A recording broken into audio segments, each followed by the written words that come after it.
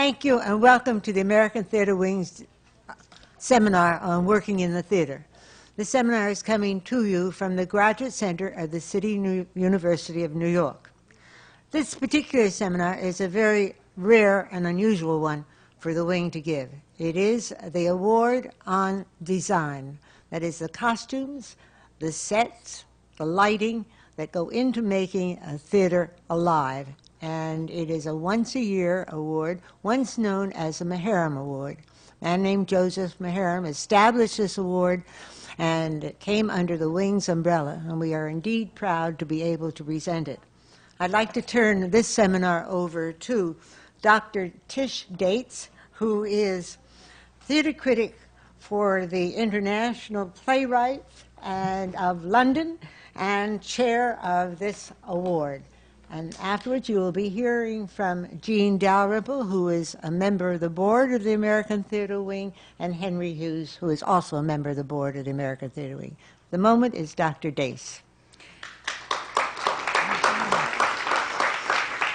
Thank you so much, Mrs. Stevenson. It's a great pleasure to be here to present these awards.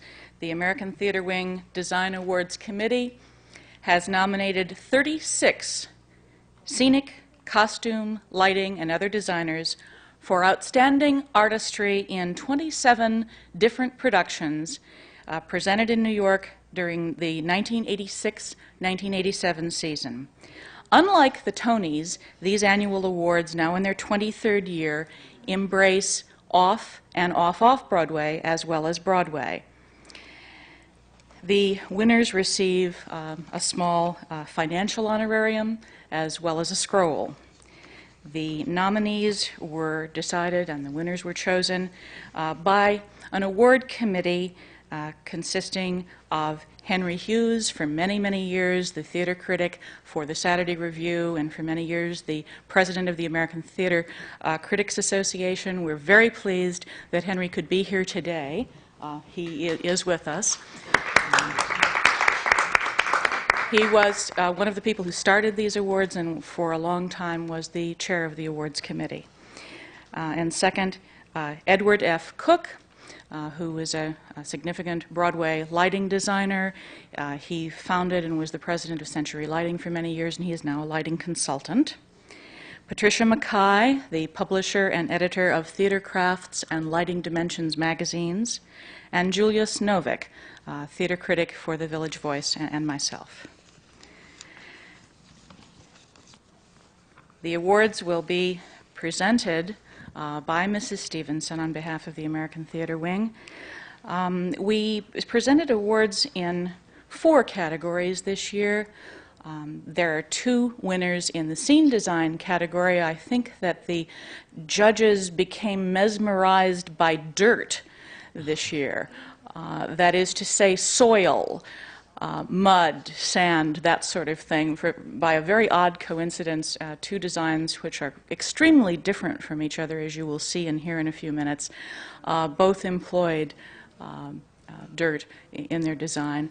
The first scene design award goes to Robert Israel for The Hunger Artist, based on several works by Kafka, and accepting for Robert Israel is Anthony Holland. Robert Israel is unfortunately working in California right now. Anthony Holland, who appeared in The Hunger Artist. Thank you. Okay, thank you very much. Thank you very much for coming.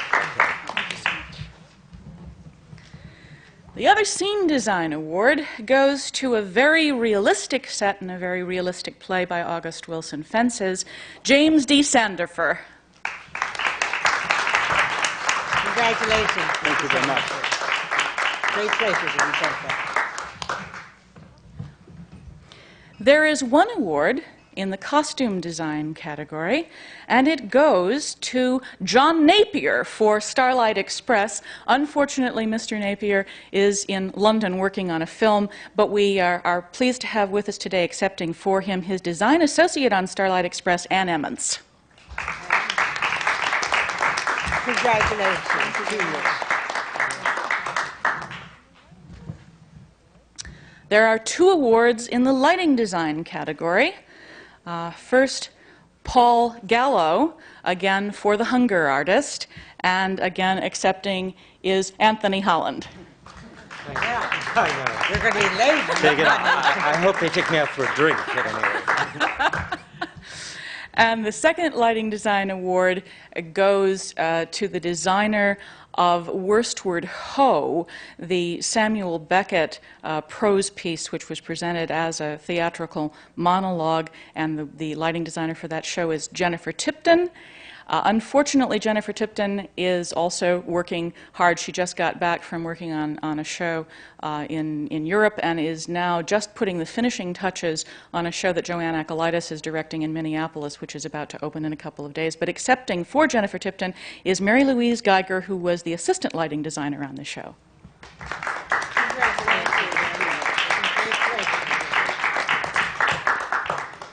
And finally, we have a category this year called Noteworthy Unusual Effects. Various kinds of special effects, effects that didn't quite fall under any of the other categories. And the judges have chosen Tom Cam and Robert Wilson for the trees in the Civil War's Act 5 at the Brooklyn Academy of Music.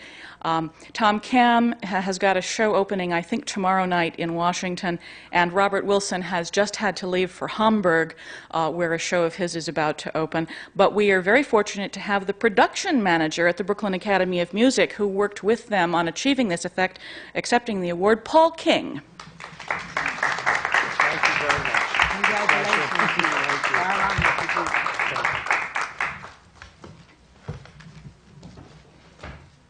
Now we're going to turn the panel over to Tish and to Jean and Henry, who will discuss with these talented young people what it is they had to bring to the theater to make it come alive and what it is they are still bringing to the theater. We thought it would be helpful if those of you who were not fortunate enough to see all these shows could see some visuals to begin with and hear a very brief explanation from each of the designers or the designer's representative as to what the show actually looked like in the theater. I believe we're going to use that easel over there to present the visuals, and could I perhaps call on arbitrarily Ann Emonts to begin with some visuals to represent John Napier's costume design for Starlight Express.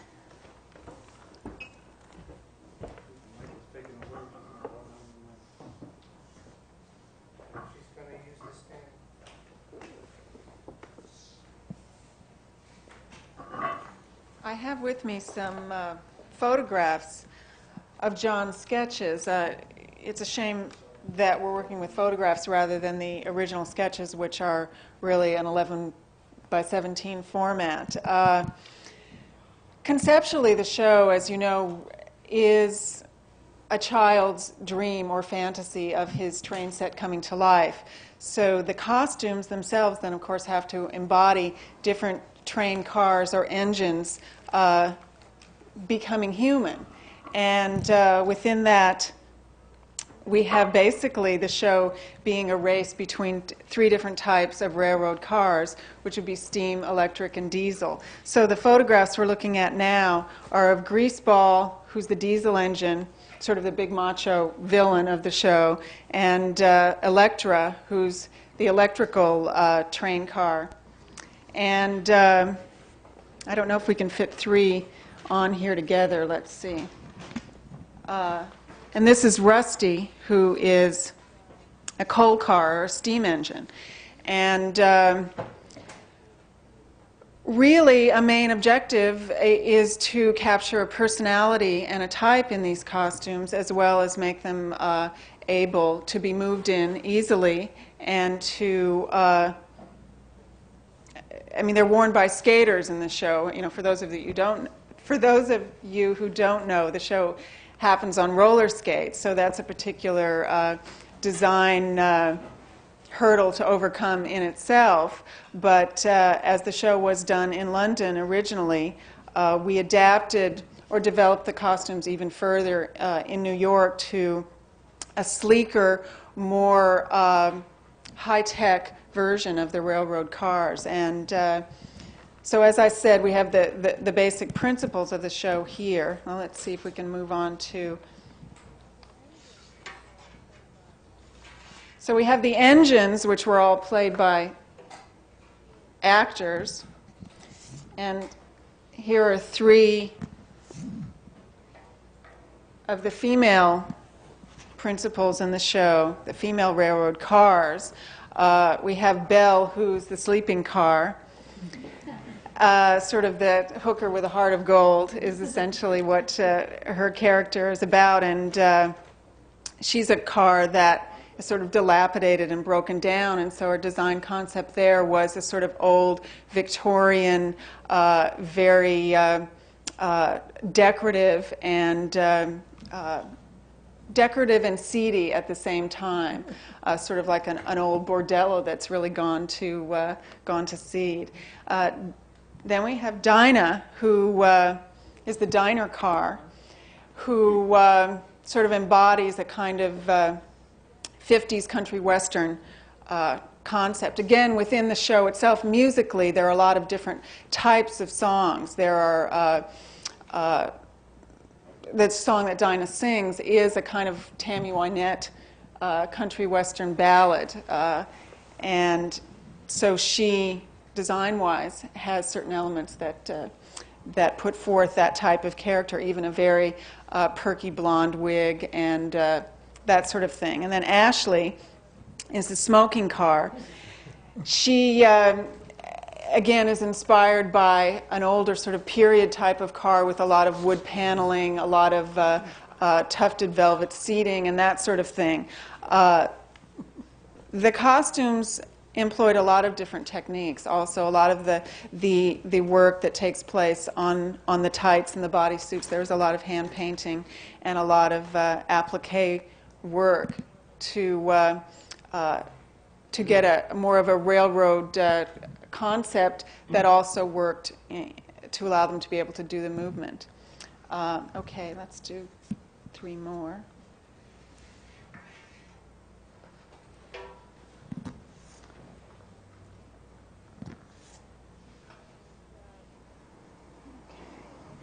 And here are 2 of the international engines, as we call them, which was the opening number of the show, which there was a train from principal countries in Europe. So we have the Japanese train, the French train, and they had on their bodies, besides a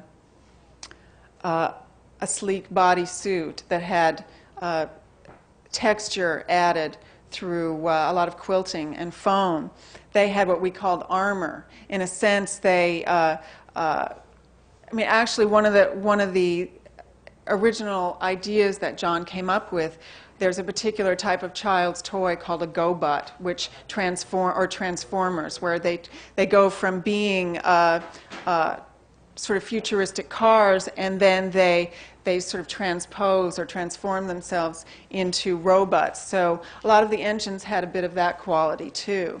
And even as you look at the Japanese engine, there are certain elements of almost a kind of samurai armor concept there. And the French engine, you know, although it's not the actual color of what the French train is in France, the high-speed train, it still embodies the sleekness. It's a French blue in color. So there's a lot of elements to in combination to put forth a look for each particular country. This sketch is for Dustin, who's the coal car. He's kind of the big friendly character who befriends Rusty and helps him in the race against the coal car and the electric car, the diesel car and the electric car. And I brought this sketch because it was really one of John's favorites, and he always mentioned that. Because it really embodies a very sort of likable human characteristics, and was very successful and very liked by the children in the audience in London, and that proved to be true in New York as well. And I think one of the things that we always talked about in terms of the Starlight costumes was that it was really very much a children's fantasy.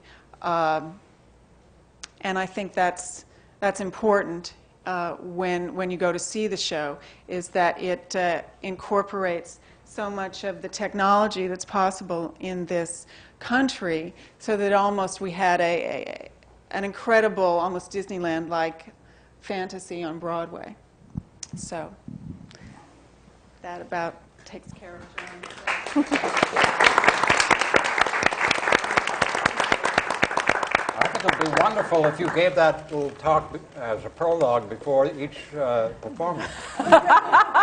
What a wonderful Because idea. It adds so much to, I mean, I didn't get all of that from just looking at the costumes. Right.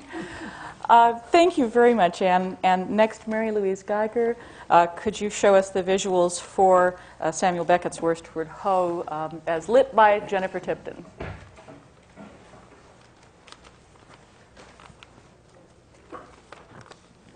I have two pictures here, and it's a little bit difficult to get an idea of the production from them. The production, it's a long stream of consciousness Beckett monologue, and these other figures appear and disappear within his mind as he's talking.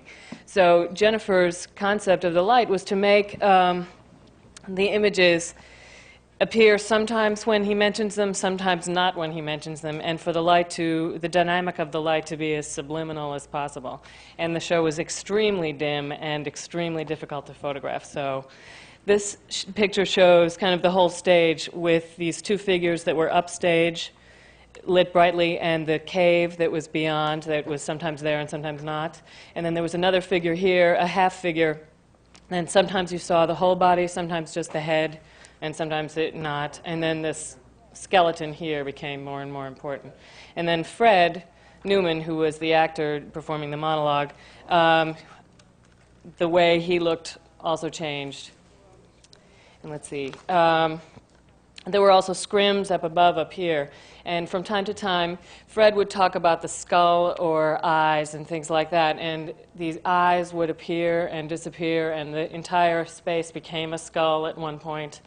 And the whole point for Jennifer of the light is that Fred mentions these images sometimes right after another and sometimes not. And so the figures would appear in a way that corresponded to the text sometimes, and in a way that fought the text sometimes. So it really became her reaction to Fred.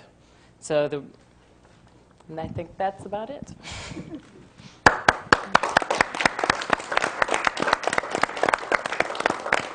Thank you very much, Mary Louise.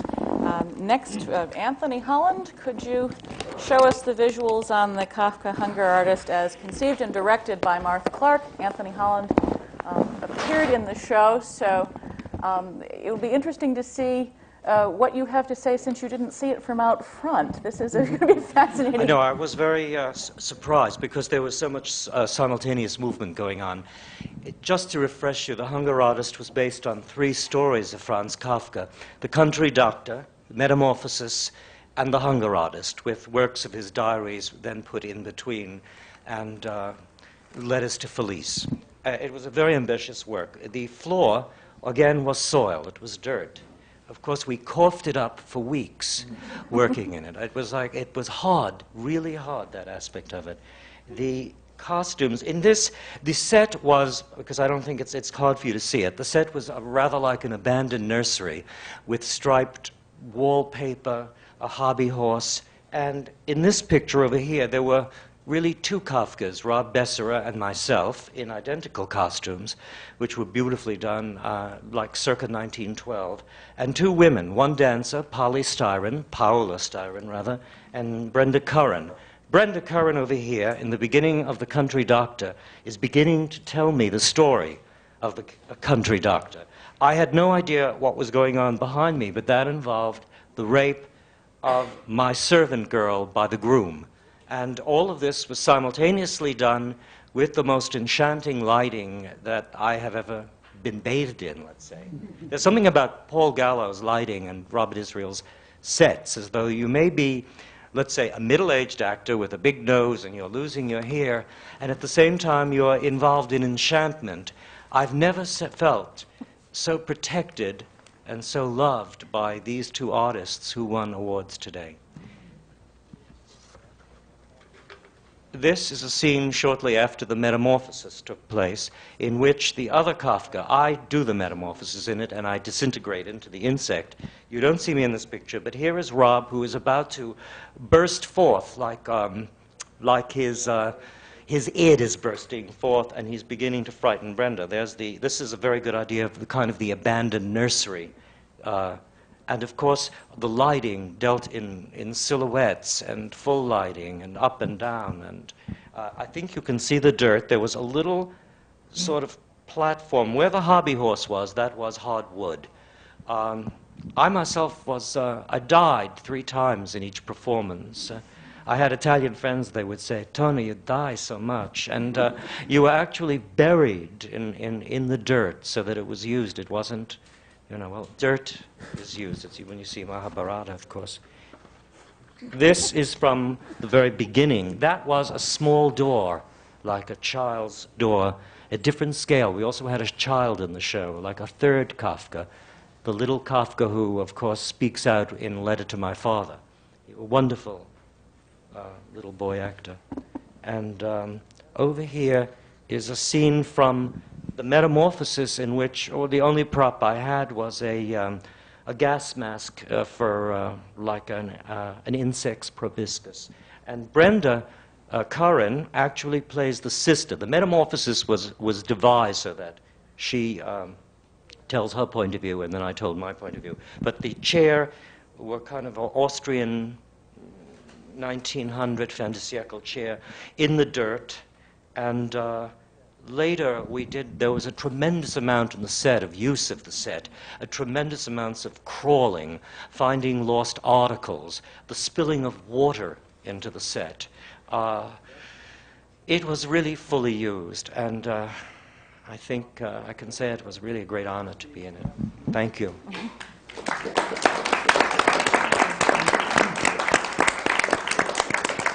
Thank you very much, Tony. And now I believe the designer of fences, James Sandefur, has a treat for us in the form of a model as well as a photograph he's brought of his set. So.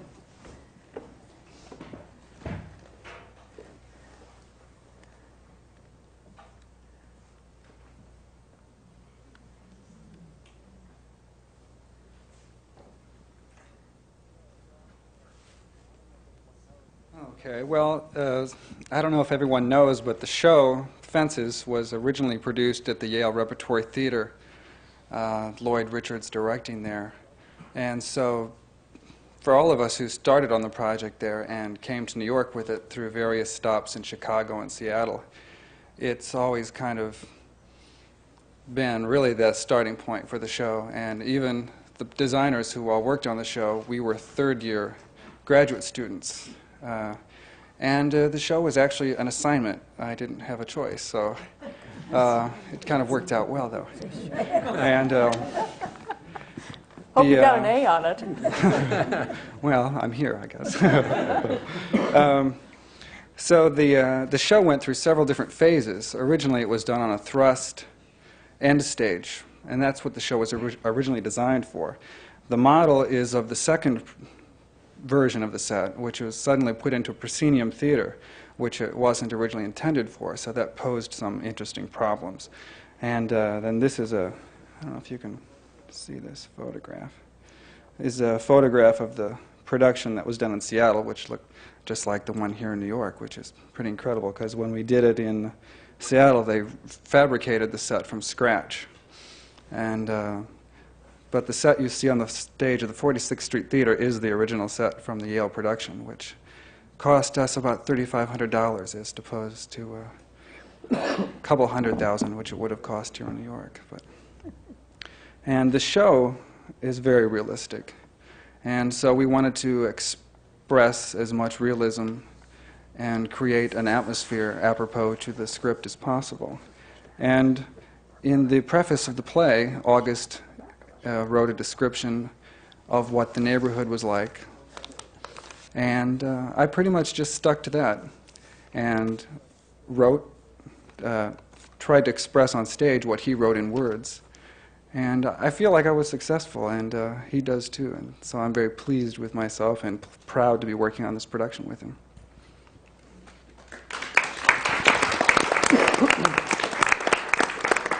Thank you very much, James. And finally, unfortunately, because of the extremely hectic schedules of Tom Kam and Robert Wilson getting off on their new shows, we don't have visuals of the trees from the Civil Wars, but Paul King is going to try to describe it, the effect for us. In April of 1986, Harvey Lichtenstein, who's the president and executive producer of BAM, asked me to go to see the Rome section of the Civil Wars, which was being performed in Amsterdam by the Netherlands Opera. And after spending several days there watching the setup and breakdown and performances, and understanding that they were this production of the Netherlands Opera was a touring production going to 3 theaters throughout Holland. We understood that the greatest single challenge to presenting the opera in New York would be to ensure that the panorama trees would move across the stage in the dramatic manner that they were originally intended. I don't have any visuals to show you, but if we use our imagination for a moment, we might understand the scale of what we're talking about here. There were 2 pieces of fabric. One, they were both 30 feet high, for example. I'm sorry, 30 feet high each. One would, if you imagine one stretching from the corner of 42nd and 5th to the corner of 44th and 5th in terms of its length, the other spanning from 42nd and 5th to 45th and 5th in length. These pieces of fabric, all one piece, basically the two different panoramas, had to move starting on cue and stopping on cue across the stage seemingly effortlessly. There couldn't be any movement that didn't represent the magic of the trees of the world, starting from all parts of the world, from New England to the trees of Africa, to the sculpted trees of Versailles. There could be no question in anyone's mind that these things were moving by magic across the stage. I mean, after all, you have characters on stage like Earth Mother after the nuclear holocaust, and Hercules, and a group of gospel singers that it was only fitting and a production requirement that these have the same weight as the characters that were singing on stage. So we devised a system, an overhead tracking system, which accommodated the over 800 feet of fabric, and were driven by 2 pinch drive winches, similar to your basic Walkman, and how it drives the tape through the heads. And with the aid of the professional backstage crew, really made the trees look beautiful as they moved across. They moved from stage left to stage right. The real trick and the real problem was the storage before the trees moved on stage, and then the storage after the trees passed by the 30-foot or the 40-foot opening. So we had overhead tracks which looked as though it was like a racetrack up above. I mean, they're just basically, if the proscenium arch was here, there was a track running all the way around backstage and back on again. It was a continuous track. And the 2 pinch drive motors pulled the top of the fabric through. It was gathered then off stage by the stagehands and returned along its length of the track. The other problem that we had was because of the very short amount of time that we had to prepare it for a run in December of 7 performances. We basically set the whole thing up in BAM in the Opera House in September. So it was quite a bit of work to prepare to get the trees, the existing trees from the Netherlands Opera, out of Amsterdam to New York and get them into Rosebrand and have them all sewn together and replacing panels of scrim, get them into BAM for a September load-in and actual teching of the entire show, including lights and stand-ins for some of the singers who were not available. And then we put the whole thing to bed for a couple of months and brought it back in December, about a week and a half before it opened. We put the whole thing back together in December, ran it for 7 performances, and I think then basically put it to bed for a final time. And so that's basically the system behind the trees that I think came out beautifully. Thank you.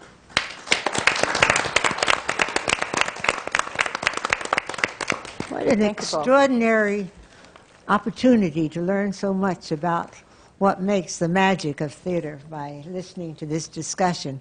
We're going to take a break now, and then we're going to come back, and there'll be questions that I'm sure people in the audience will want to ask, and the panelists themselves, and it's bound to bring forth more of the same kind of knowledge. I'm indeed pleased to be able to have the American Theater Wing part of this wonderful seminar on set design. Don't go far away, because we're going to be right back. Thank you.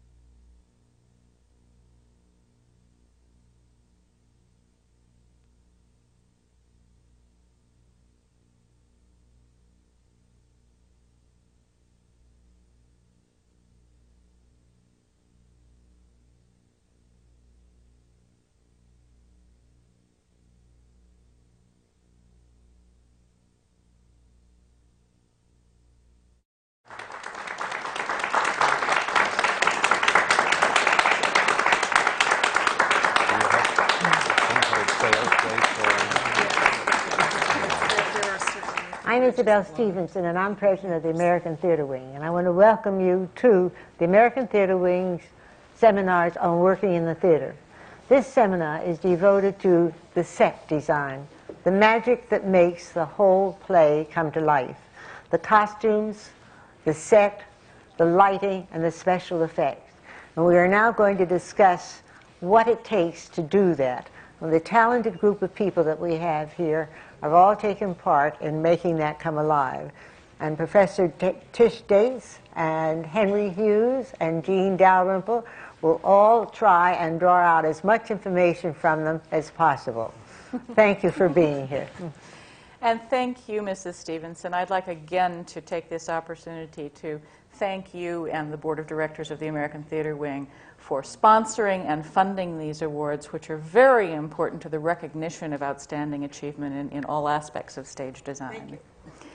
We were just hearing from Paul King about the extraordinary procession of trees that goes on for many minutes across the stage at the Brooklyn Academy of Music in the fifth act of Robert Wilson's The Civil Wars. Those trees included evergreens, the sort of trees we see in North America, tropical forests, rainforests, cactus, I mean, every kind of tree you can imagine. It was sort of overwhelming sitting there and wondering how much longer they could possibly go on, what kind of trees they'd left out, but then eventually they didn't leave out anything. And I was wondering, Paul, Robert Wilson is a director and a playwright as well as a designer. And he's been working in the theater for a long, long time. In fact, he won a Maharam Award back in 1975. Does that mean that he comes into a production knowing exactly what he wants, or does he work quite collaboratively, and does the effect, working with Tom Cam in this case, evolve gradually over a period of time? Well, there are two. Mr. Wilson works in two fashions. One is by careful workshopping of a particular production in an environment which can support his support the collaboration of him and his designers, as well as performers in almost an unstructured inquiry into a concept that he has. It takes many months of that to develop work to the point where he's ready to then put designs, make concrete scenic elements, and develop the piece so that it can then be presented on the world stages. And he works extensively in Europe as well as in the United States. So it is a very long process for him when he has that kind of resource. That's the way he likes to develop it. And how much does something like that cost to do? Well, I mean, the development of the trees at the Brooklyn Academy of Music cost about $60,000, which included the remake of the fabrics. In other words, in Amsterdam, what we received from them were about 15 different panels, which were used very differently in Amsterdam because it was a touring production. So each of the panels had to be sewn together onto, and in some cases the trees removed from the panels and then reapplied to continuous scrims where we had to carefully design in the seams between the scrims. Do you have your own shop there, or do you have to? No. We do not. We have to job everything out. Because I know that you were one of the other designers was saying that they, I think it was Jim, that the set that cost $3,500 in Yale, exactly the same set on the stage at the 46th Street cost $200,000. Mm-hmm. And I keep asking why there should be such a tremendous markup for the when these shows move beyond the actual price of the fabric and the workmanship. Well, in the case before you speak about your show, in the case of the trees, there was much work that had to be done to them in order for them to be applied to a continuous track. So besides the track and the mechanization itself, The fabric had to be reworked. The trees had to literally stripped off of the old fabric and applied to new fabric. Plus, you're just talking, it was done to shark's tooth scrim so that the lighting was able to illuminate action behind the scrim at the same time as the trees were moving. So the fabric, the tracking mechanism, the tracking itself, and the mechanization which pulled it across, make it that much expense. That creates that kind of expense. What kind of a track did you use? Well, it's in the trade. It's a Patriarch track. It's an aluminum extrusion track, which is bendable. There are very heavy tracks which are not bendable. So these particular tracks were bendable to create the loop, so to speak. So it was very lightweight because the trees themselves were not that very heavy. So I didn't have to have a very strong track. But they built it in a shop, not on stage? Well, the stagehands at BAM bent the track and installed it into place. The mechanization, the pinch drives that I referred to before were built in a mechanization shop, and the fabric was reworked at a couple of different shops. So you have to go to the people that have the specialty to help you create the effect. So that's also one of the reasons why the cost goes up. How much was Starlight Express? I knew you'd ask me that.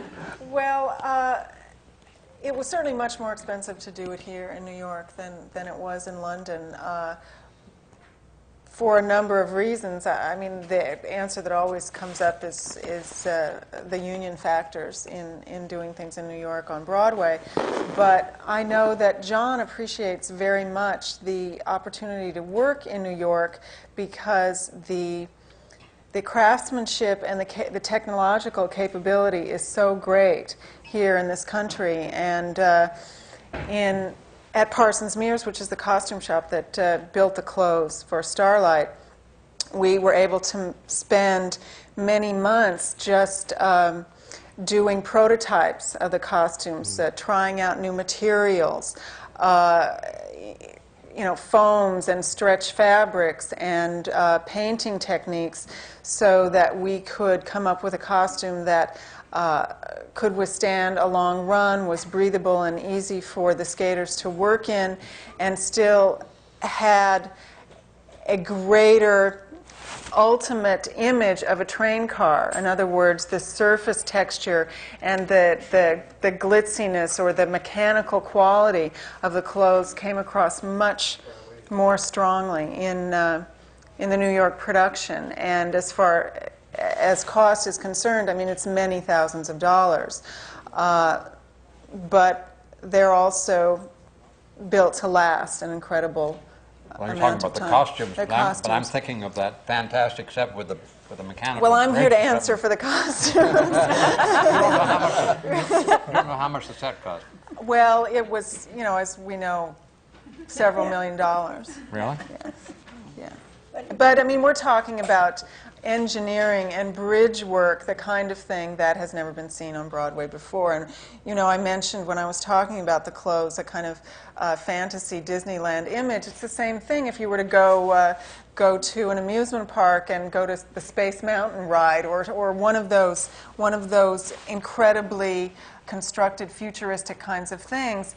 It's more of an installation. It really is a fantastical kind of creation that has to move and transform itself through many different stages, and also the lighting was built into the set. The floor lit up. We had bridges moving in incredible different forms. I mean, the set really danced in of itself. The insurance premiums would probably pay for another whole show.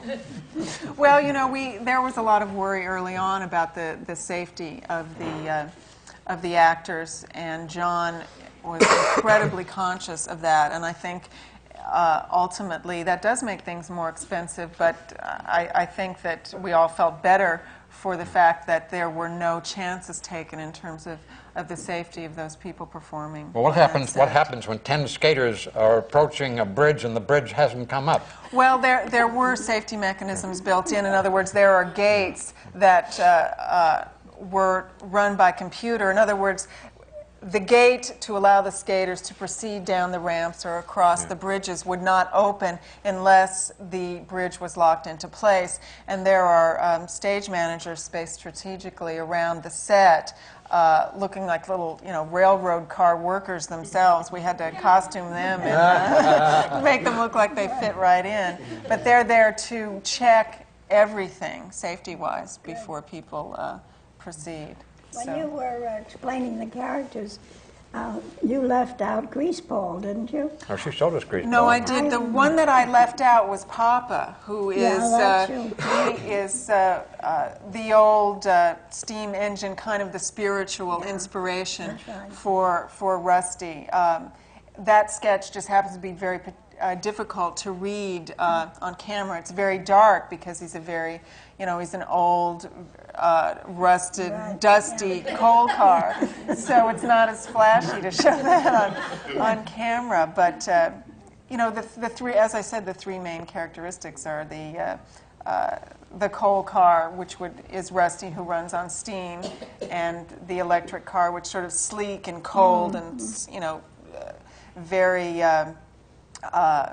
sort of high-tech kind of surface, and then Greaseball, who is sort of an Elvis Presley type of macho. Very much so. Yes, yes. He wore my favorite costume. Yes, well, I think when we finally put all the component parts to that costume together, it was pretty spectacular. Yeah. We had him skate through the workroom to show everybody what it all looked like, because that's the thing about this type of costuming, is it takes so many different layers and components and so much input from so many different kinds of craftsmen that you sort of, it's a pretty exciting moment when it all comes together in the fitting room for the first time. Right. Yeah. Well, I know as a little directing I've done that the worst day of rehearsals is when the actors first see the costumes. Yeah. They first put them on. They are always. It can be it's always a tremendous shock. They eventually grow to like them, but. Yes, and in this show, I wonder if sometimes they found them a bit cumbersome to skate in just Sure. at first when they got them Yeah. on. We tried as early in the rehearsal process as possible to give them a prototype or something that would be similar to what they were going to ultimately be working in. Special knee pads and breast plates and padding and that sort of thing. But a key problem were the engine helmets that they had to wear, which were these very, very large Kydex, which is a type of lightweight plastic. These helmets were difficult to see out of. So there were some alterations that had to be made in terms of sightline and vision and that sort of thing. But the actors, they knew what was coming.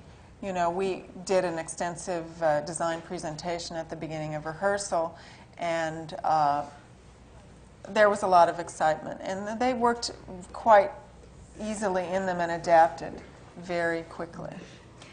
Jim Sandefur, what sort of problems did you face trying to create such a very, very realistic set with real dirt and a tree that sure looked real? Was that tree alive? It was at one time. It's not. It was. How did you keep it looking alive on stage? Well, it really doesn't look alive. It really looks dead. Anymore. And that's kind of. It was always intended that the trees or whatever was there of nature was very dead, and that this is a very kind of the pit of Pittsburgh, where nature doesn't really exist, and it's a bunch of dirty old houses and kind of lives that are kind of slowly falling down too.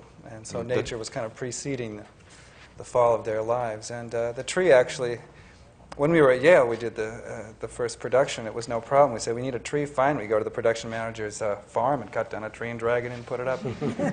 And we took that tree to Chicago, and it was fine. And it came time to do the Broadway production. It was, well, what are we going to do about the tree? And we had a shop build a tree, and it looked kind of like a cross between Gumby and a reindeer.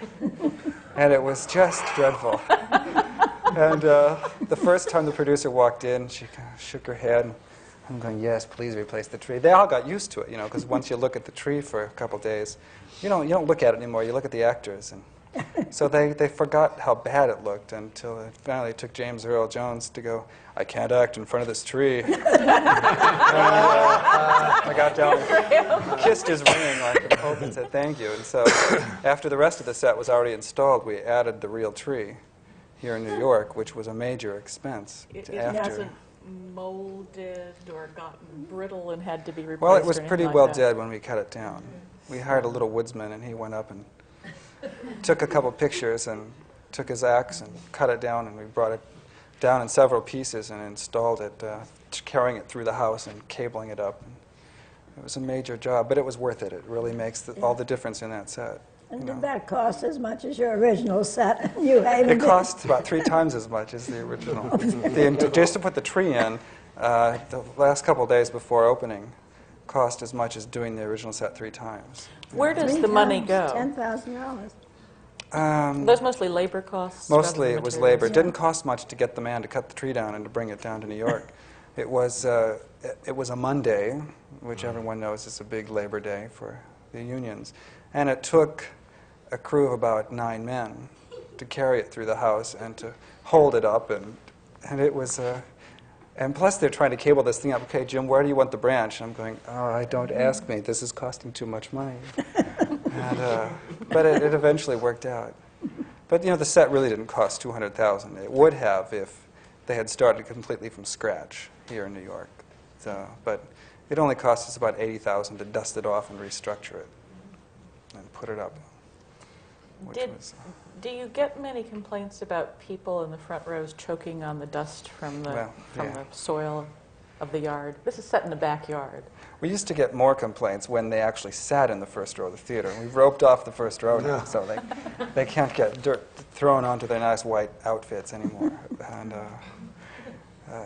it was a problem, but everyone on the production decided it was worth having the real dirt and the look of, every time you take a footstep, having a little cloud go, when you take a step. It was worth the complaints we were getting. And I guess anyone who goes to see the show, don't sit in the first row on house left.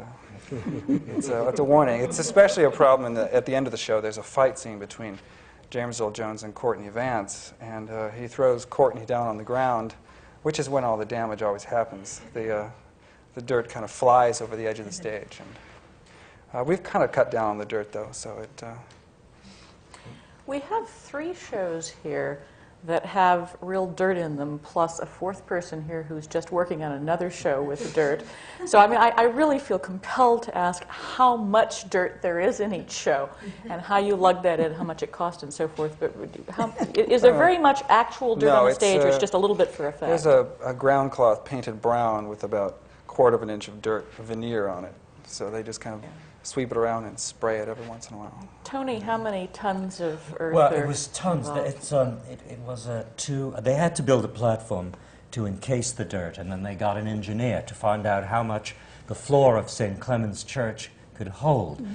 We had really enormous amounts of dirt, and then the dirt is watered down so that it doesn't create too much dust, that you know. And in our case, it had to be enough dirt to create a shallow grave.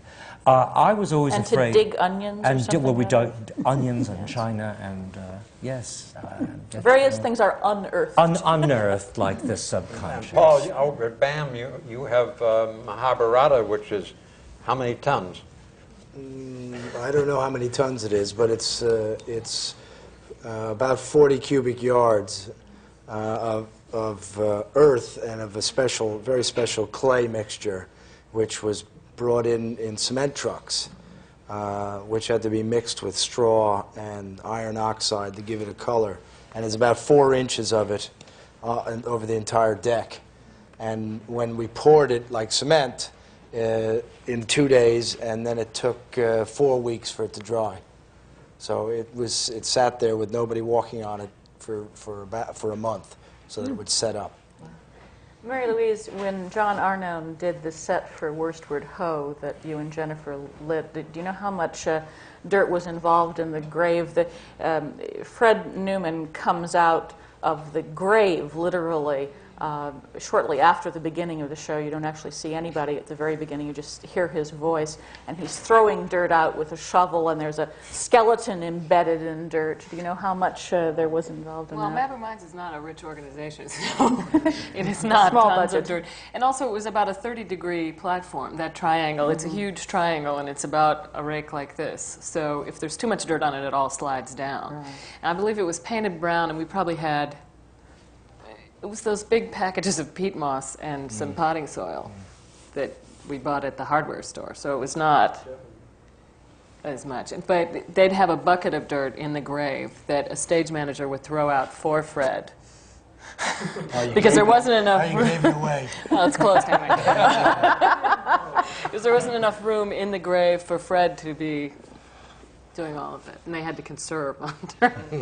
Does anyone have a recipe on how to do dirt on stage without getting clouds of dust? But The for us, the Mambarata point is was- there's no dust because it's the hard packed clay, and it's watered down every evening before the show starts. So that's pretty much how you do it. But you don't have a month to let it dry. Yeah. You know, it's a problem. We wanted the dust, so... We wet it down every night, twice a night, but it's still not enough. We're going to have to rename this award the Dirty Theater Award.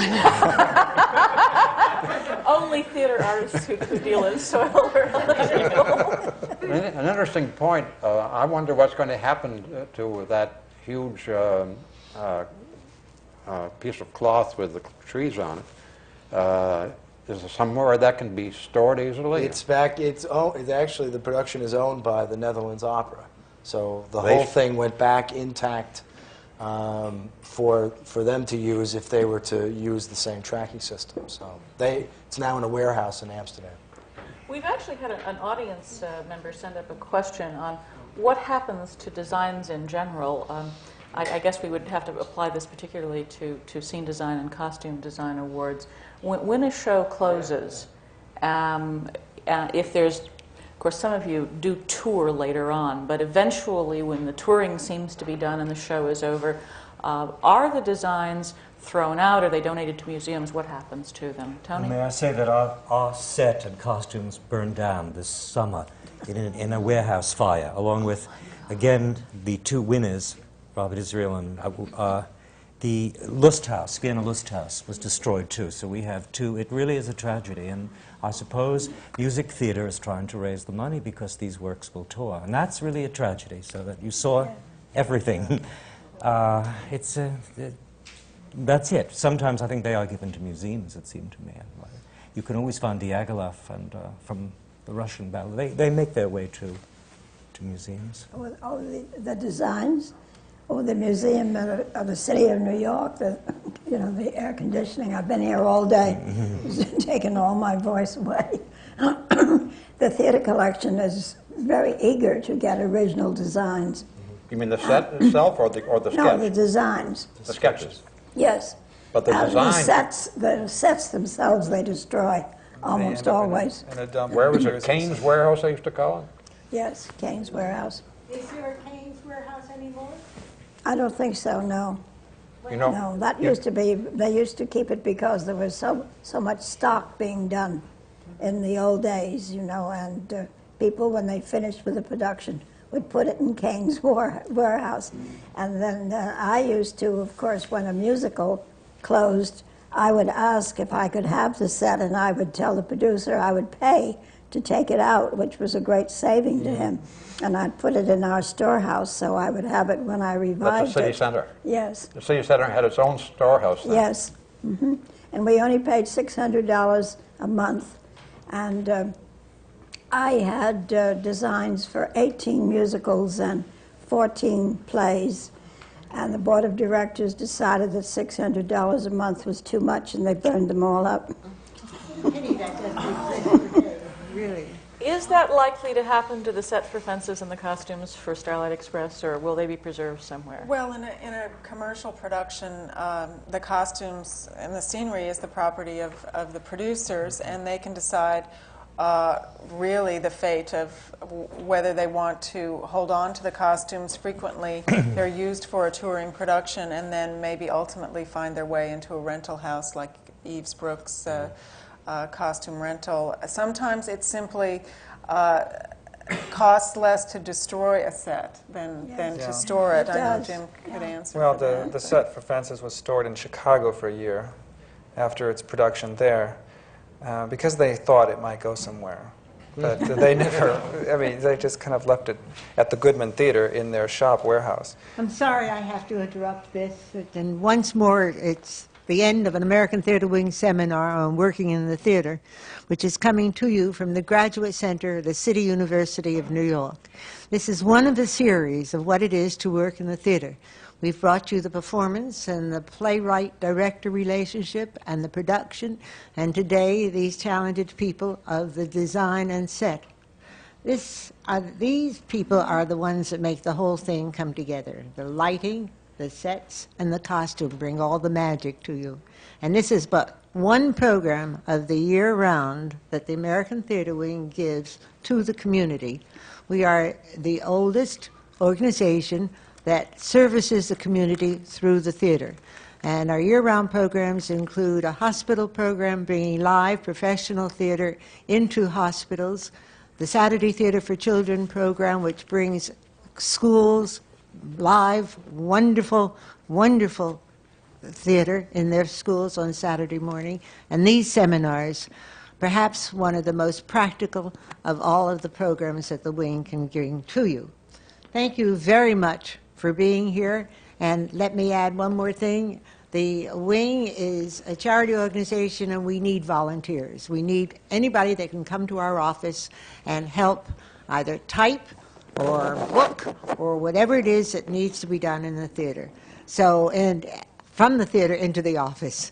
So thank you very much for being here, and I hope that I will see you at our next seminar. Thank you.